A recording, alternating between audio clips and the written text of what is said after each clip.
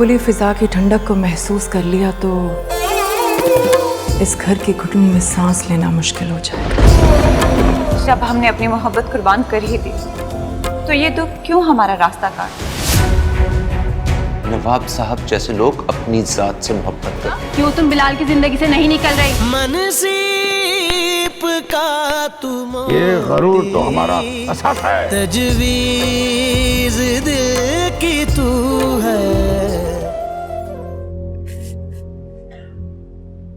कितने जालिम हैं आप।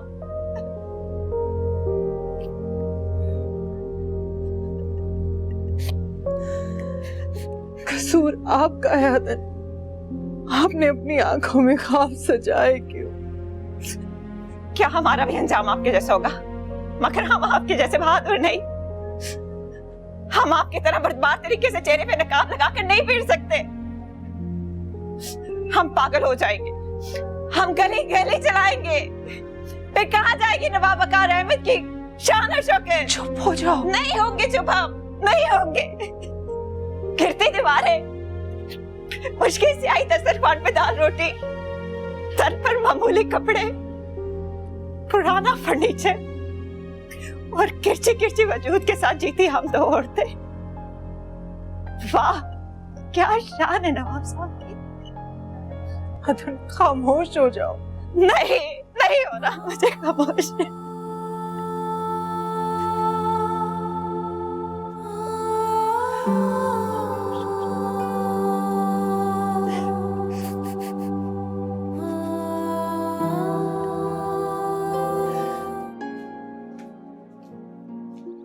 चेहरा देखा तुमने? कितनी मुरझा गई। ऐसी अदन से तो मोहब्बत नहीं की थी। वो लोग और होते हैं बिलाल जिन पे मोहब्बत बहार बन के आती है। हम जैसे बेईमान लोगों पे तो जैसे मोहब्बत खिजा बन के उतरती है। ऐसी बातें ना करो अदन। तुम मेरी मोहब्बत हो, मेरा हौसला हो। जिसमें अपने हक के लिए लड़ने की हिम्मत ना हो वो किसी की हिम्मत क्या बने? मोहब्बत करने वालों पे आजमाइशें आती हैं दुरे अदन। तुम अकेली नहीं, मैं हर कदम पे तुम्हारे साथ हूं। इसे क्या देख रही हो? यकीन नहीं है मुझ पर? तुम पर हमें यकीन है पर किस्मत पे यकीन नहीं। तो फिर ठीक है, तय हुआ। अब हम अपनी किस्मत खुद लिखेंगे। चल।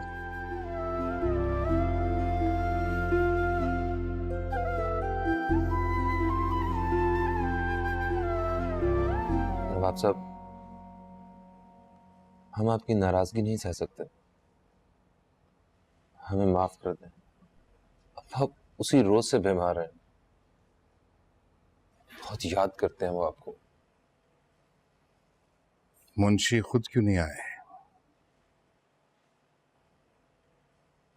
बच्चों को भेज दिया है। इसका मतलब आप हमसे नाराज नहीं है?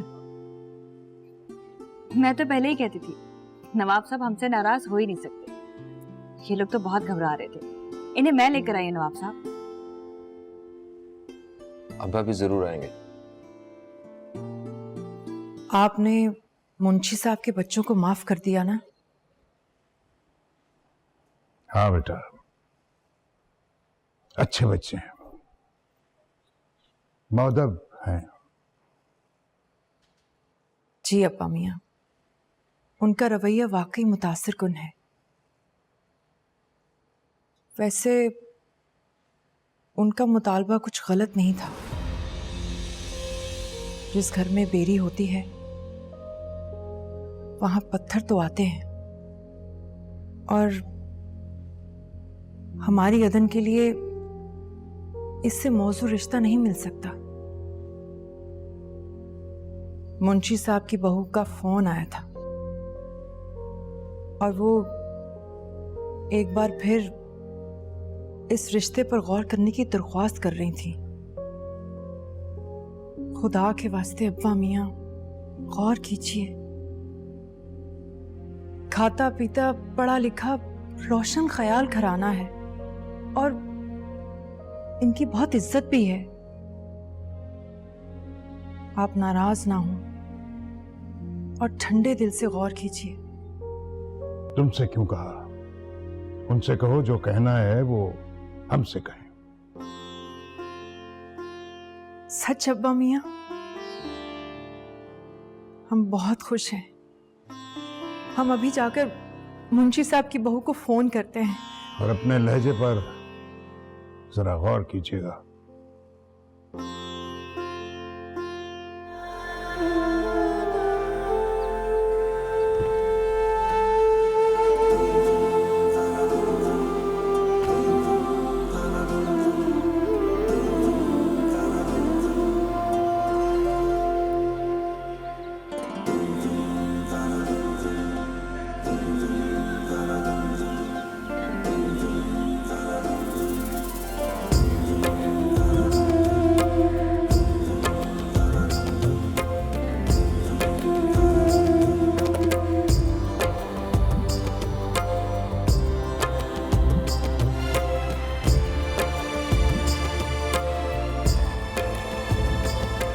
नवाब साहब, अगर आप मेरी दरख्वास्त कबूल कर लें तो ये मेरे लिए ऐन सादत होगी। जानते हैं कि दुर्र-ए-अदन का ताल्लुक किस खानदान से है? नवाब इब्न नवाब, नवाब वकार अहमद की पोती है वो। और ये बिलाल, बिलाल किस खानदान से है जानते हो? गुलाम इब्न गुलाम, मुंशी अब्दुल करीम का बेटा। नस्लों से हमारे जूते सीधे करने वाले, हमारे कदमों में अपना सर झुकाने वाले नीच जात नौकर पेशा खानदान से है।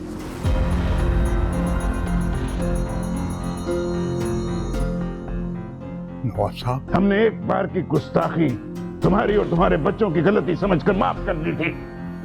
हमने सोचा था कि नई नई दौलत ने औकात भुला दी होगी, जो चांद को पानी की तमन्ना करने लगे हो, कि शायद हमारी खामोशी तुम्हें तुम्हारा मुकाम याद दिला दे।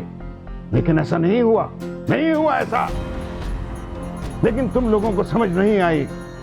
लेकिन अब हमें याद दिलाना पड़ेगा। पैरों की जूती कभी सर पर नहीं रखी जाती मुंशी अब्दुल करीम। पैसे के बलबूते पर तुम हम हस्ब नस्ब वाले खानदानी लोगों के साथ बराबरी नहीं कर सकते। इन्हें अब बताओ, बताओ इनको कि हमारे सामने तुम्हारी क्या औकात है।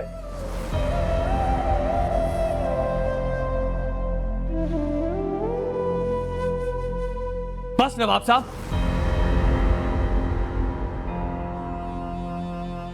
बस इतना गुरूर अच्छा नहीं है। और मेरे वालिद मोहतरम आपके बारे में जो कुछ भी मुझे बताएंगे वो आपका माजी होगा, क्योंकि आपका हाल मेरे सामने है। और बेहतर होगा कि आप भी अपने माजी से निकलकर अपने हाल पर नजर डालें। होश में आए नवाब साहब। देखें, आपके घर की दीवारें गिरने को हैं। अच्छा खाने को तरस रहे हैं आप लोग, और अपने माजी पर बेजा गरूर के सिवा और है ही क्या आपके पास? खामोश ना इंसान, तुझे पता है तू किससे बात कर रहा है? ये मेरे नवाब साहब हैं, मेरे सरकार। बस कर दें अब्बा, बस। आपकी इन्हीं बातों ने तो 7वें आसमान पर चढ़ा दिया इन्हें।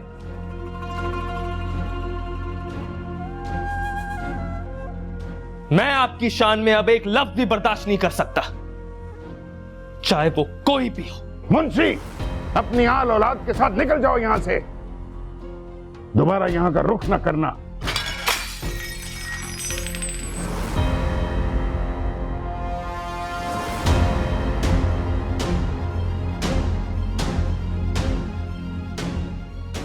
अब्बा मियां, मत करें, मत कीजिए ऐसा। हमें जीते जी मत मारिए, मत मारिए हमें। मत करें। आई एम सॉरी नवाब साहब, मुझे शायद आपसे इस तरह बात नहीं करनी चाहिए थी। चले जाओ यहां से मुंशी, सुना नहीं तुमने? चले जाओ। और मियां, तुम क्या समझते हो 4 जमातें पढ़ जाने से तुम्हारी रगों में दौड़ने वाला खून आला हो गया? नवाब साहब, कान खोल कर सुन लो, तुम लोगों से रिश्ता जोड़ना तो क्या, तुम जैसे बदतमीज लोगों को हम जैसे खानदानी नवाब लोग अपने यहाँ नौकर भी रखना पसंद नहीं करते। कहां राजा भोज और कहां गंगू तेली।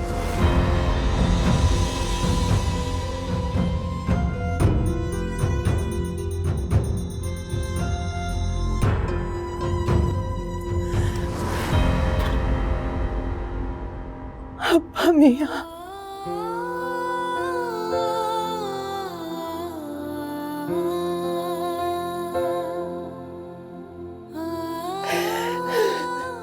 ज़ैबुन्निसा, पर्दे में हो जाओ, हमारे नमक ख्वारों की फैमिली बाहर जा रही है।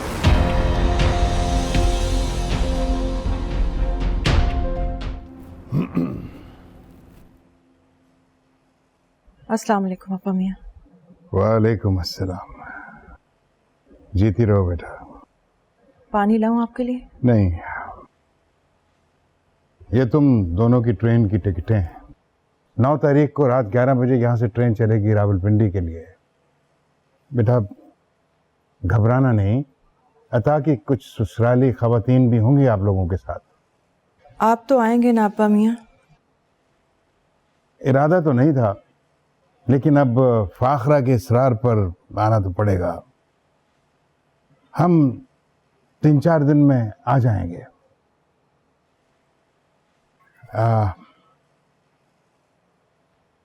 ज़ैबुन्निसा दुर्रे-अदन, वहाँ हैं तो सब अपने अजीज, खून के रिश्ते हैं हमारे उनके साथ, लेकिन पैसा बड़े से बड़े खून के रिश्ते में दरारें डाल देता है।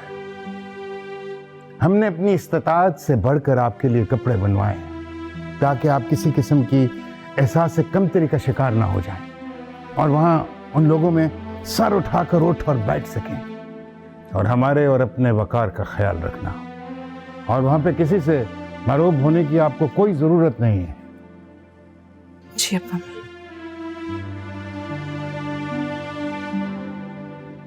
कैसी हो अदन? ठीक हूँ। मुझे तुमसे कुछ जरूरी बात करनी है। सुन रही हूँ। देखो अदन, अब तुमने अपने दादा के नहीं मेरे साथ रहना है। जो हुआ सो हुआ, आगे का सोचना है। हाँ। मैंने पूरा बंदोबस्त कर लिया, ये बताओ कब तक निकलेंगे? मैं तुम्हें लेने आऊंगा। 9 तारीख को रात 10 बजे स्टेशन पर। ठीक है, मैं तुम्हारा वहां इंतजार करूंगा।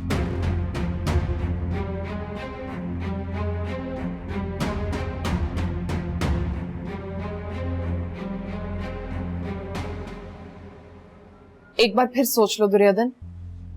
सब सोच लिया। इतनी हिम्मत कर पाओगी तुम? करनी तो पड़ेगी।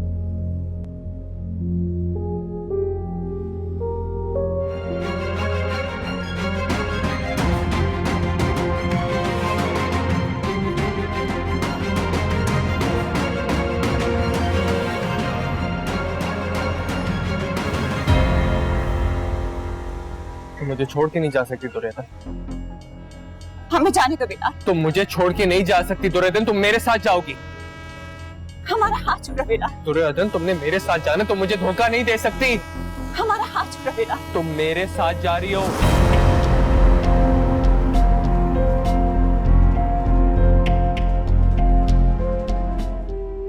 हम तुम्हारे साथ नहीं जा सकते।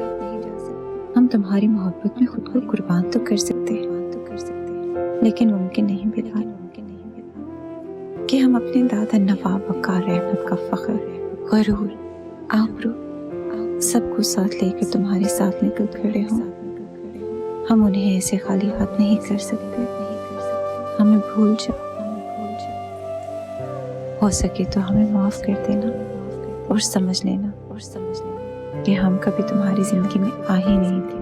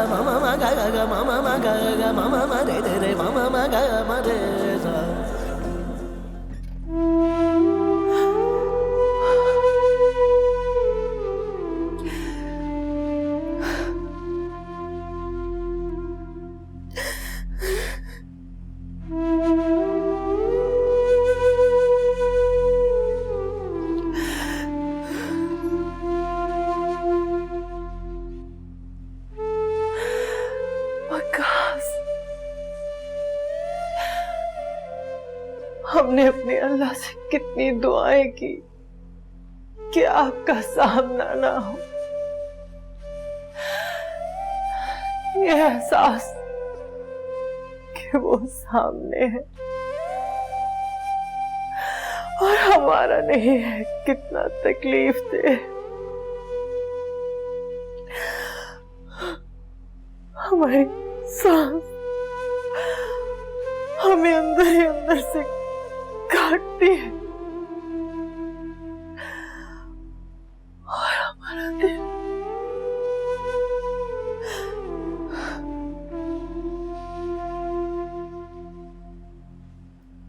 क्यों चले आए हमारे सामने?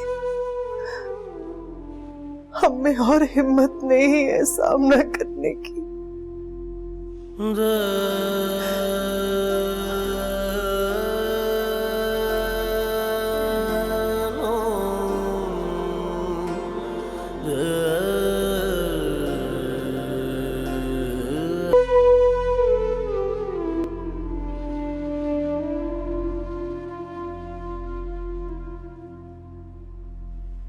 ज़ैबुनिसा,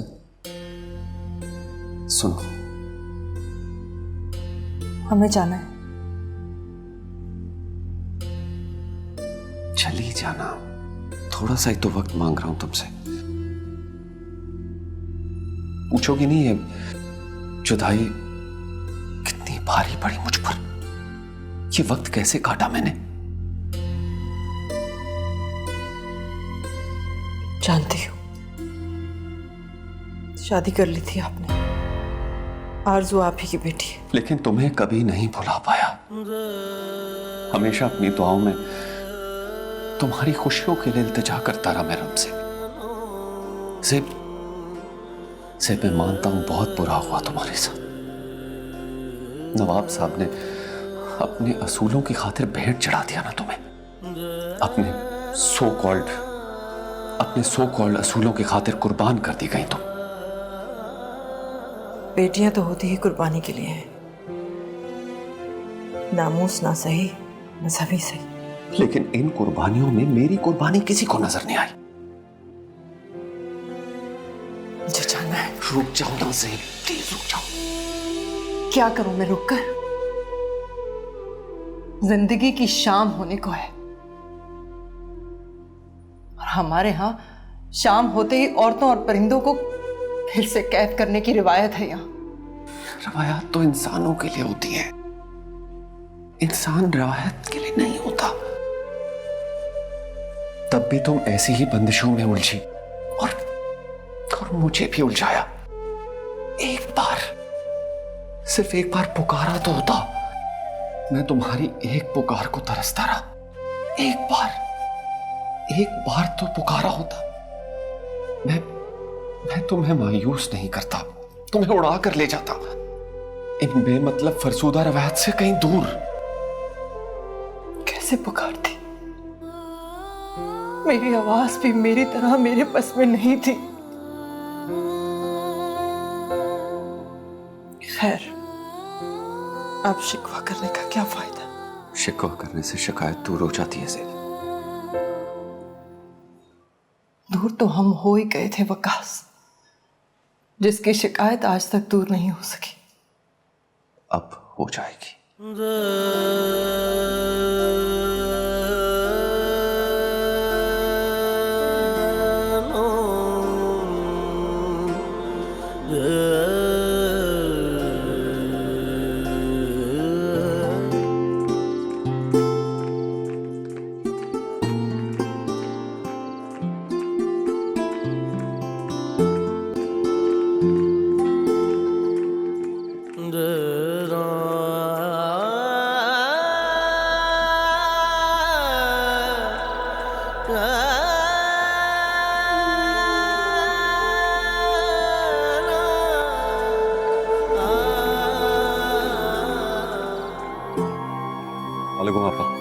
वालेकुम अस्सलाम। कैसे हो? बैठो ना। कैसी हैं? जब से आया हूँ आपसे बात ही नहीं हो सकी। हाँ, मैं भी तुम्हें मिलना चाह रही थी। आप जिंदगी ठहर सी गई है, दिल टूट चुका है।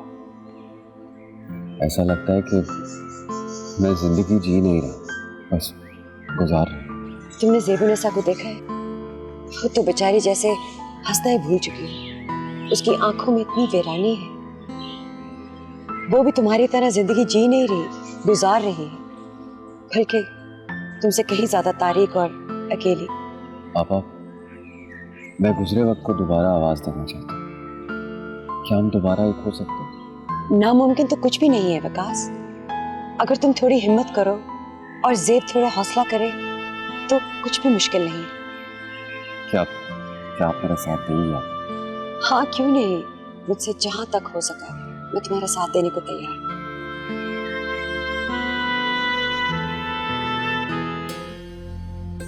आपा, वकास की इस घर में मौजूदगी अब हम ये किस तरह देखेंगे? कहीं वो हमसे बदगुमान ही ना हो जाए। लो, तुमने अभी से ही घबराना शुरू कर दिया। कुछ नहीं होगा।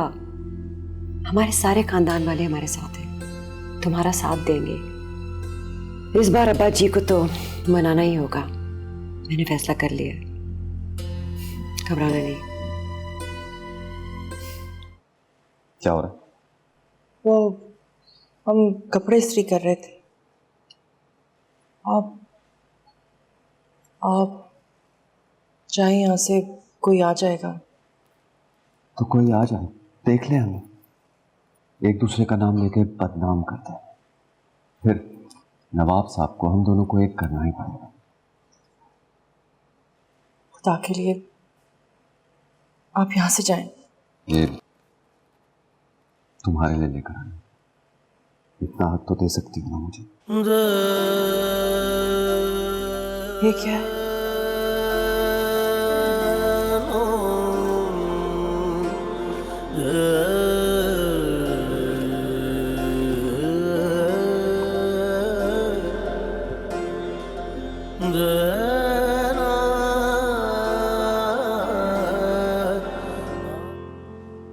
अरे अस्सलाम वालेकुम भाई साहब।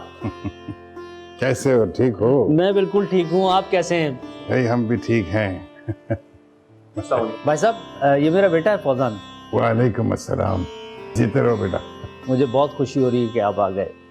मैं तो आपकी तरफ से बिल्कुल मायूस हो चुका था और दिल में गिला भी था।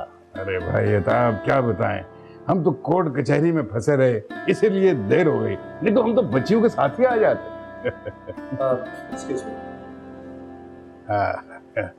एक खुशखबरी भी है। बस 2-3 तारीखों के बाद मुकदमा जो है वो हमारे हक में हो जाएगा। अरे वाह, ये तो बड़ी खुशी की बात है। आइए मैं आपको आपका कमरा। अस्सलाम वालेकुम। भाई साहब, वकास आपको सलाम कर रहा है। हमारा कमरा कहाँ है? अब आइए मैं दिखा दूं आपको। और हमारे कमरे में वही लोग आए जिनसे हमें मिलना पसंद है। जी बेहतर भाई साहब। और अगर हमें पता होता कि तुमने हर ऐरे गैरे को यहाँ जमा किया हुआ है तो हम कभी ना आते यहाँ। अतः ज़ेबुन्निसा और दुर्योधन को जल्दी से भेजो हमारे पास।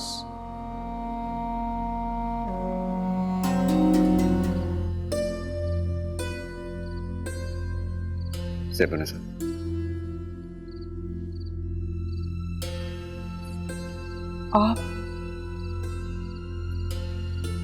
आप यहाँ? खुदा के वास्ते चले जाइए। मैंने कहा ना, अब और हिम्मत नहीं है मुझ में। घबराओ मत ज़ेबुन्निसा, अब की बार मैं तुम्हें अकेला छोड़कर नहीं जाऊंगा। हमें तो सब कुछ बिखरता हुआ दिखाई दे रहा है। मुझे लगा था कि गुजरे वक्त ने नवाब साहब को बहुत कुछ सोचने पर मजबूर कर दिया होगा, लेकिन मैं गलत था। मैं आज रात ही कराची वापस जा रहा हूं। नवाब साहब मेरी मौजूदगी में रुकने को तैयार नहीं है। तुम दोनों को वापस ले जाने के लिए बसे थे। मैंने राबिया आप से कह दिया है कि आप उन्हें कह दें कि वो रुके, मैं चला जाता हूं।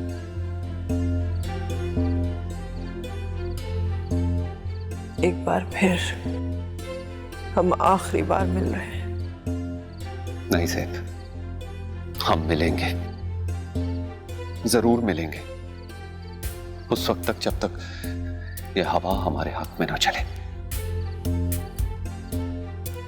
मैं आरजू को लेकर आऊंगा। इस बार तुम्हें अकेला छोड़ने की गलती नहीं करूंगा मैं। प्लीज सेठ, हमने इकट्ठे जिंदगी गुजारनी है, बहुत लंबा सफर तय करना है। मायूसी की बातें मत करो। अब बामिया ये कभी नहीं होने देंगे, कभी भी नहीं।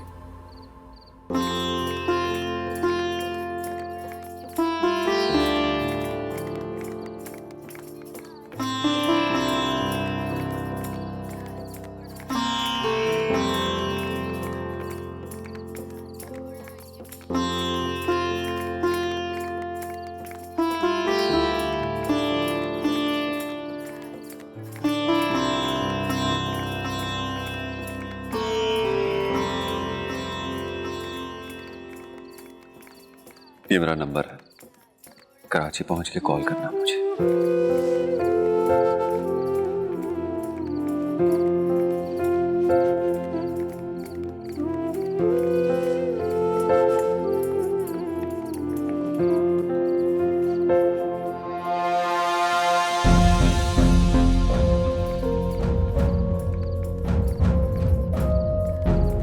करोगी ना?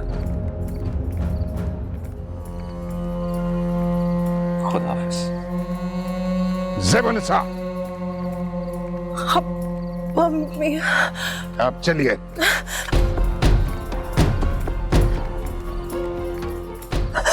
नवाब साहब, ये क्या कर रहे हैं आप? हम जा रहे हैं। आप दुर्योधन को भी कहिए कि आ जाए बाहर। आप क्यों जा रही हैं आंटी? आप प्लीज मत जाएं, अभी तो शादी भी नहीं खत्म हुई। आप रो क्यों रही हैं? प्लीज।